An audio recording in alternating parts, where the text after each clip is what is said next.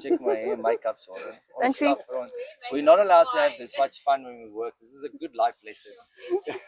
Gotta have this much fun. You guys don't feel like you're working every day, hey? Not, definitely. I tell my That's wife to do this after hours. We first work and then we do. Okay. Come, let's start. Morning, family. Today I've got Vitti and Bansky's mom with us. The reason why we decided to sit down with mom and talk about Vitti and Bansky is because when we train dogs, and if you look at the industry where people come with a 6-month-old Chihuahua that's nervy and that struggles to come out of underneath the bed, they want training. And then the guy with a bulbul that's bitten 3 people, he wants training.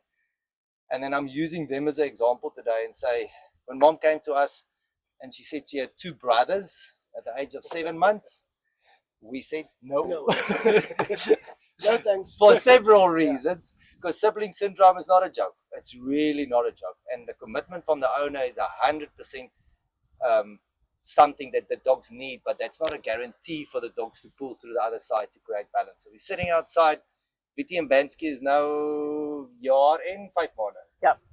A year and 5 months. And mom is enjoying them. She pulled through. She kept on training. She drives all the way from town. I mean, we're in Brackenfell. If I drive to town, it's as good as I'm going on holiday. So mom drives all the way from town.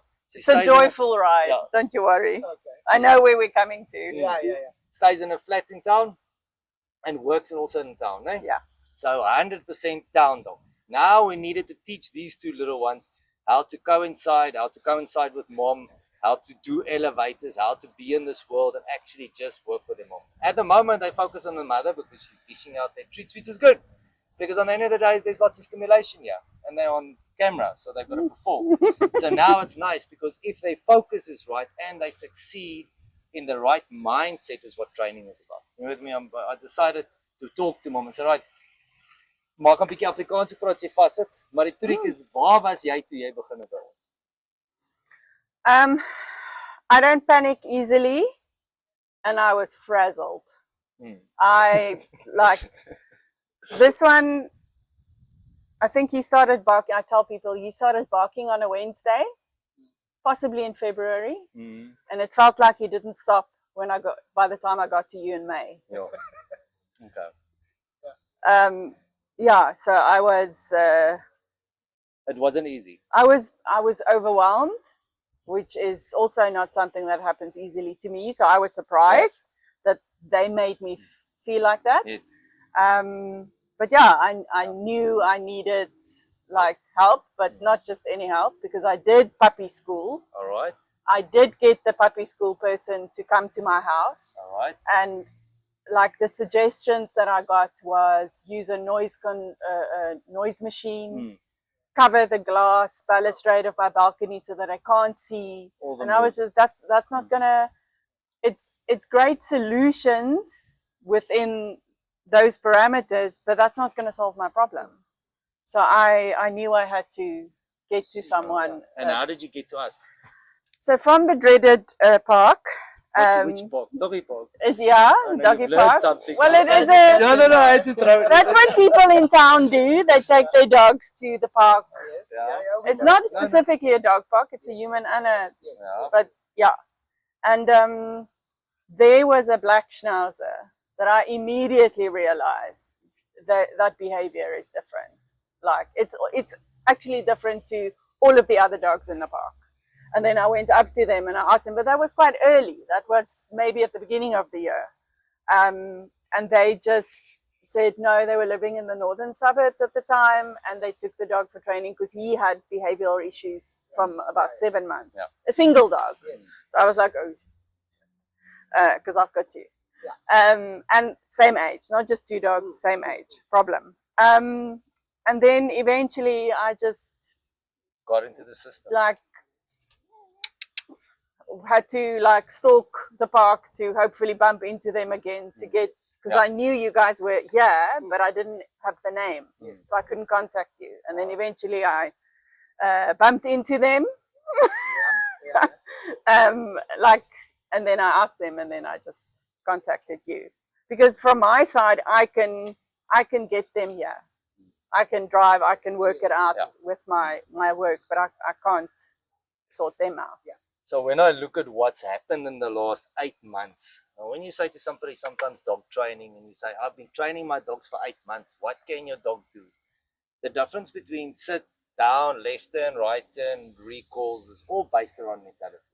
Yeah. So if you look at 8 months' work was based around helping them to create individual characters, which was a lot of work from your side. You had to work the dogs individually, and also to teach them how to understand that when mom's busy with Vitti, that Bansky doesn't have to necessarily be in the pot, and vice versa. So there was a lot of that work. When you look at your mentality of your dogs in the last 8 months, and you look at structure, you know what I mean? When we put the structure aspect, it's not always about feeding at 5 o'clock and feeding at 6 o'clock. There's a lot more to do when it comes to structure elements with dogs. You could see how your dog's mentality grew towards this world. Yeah.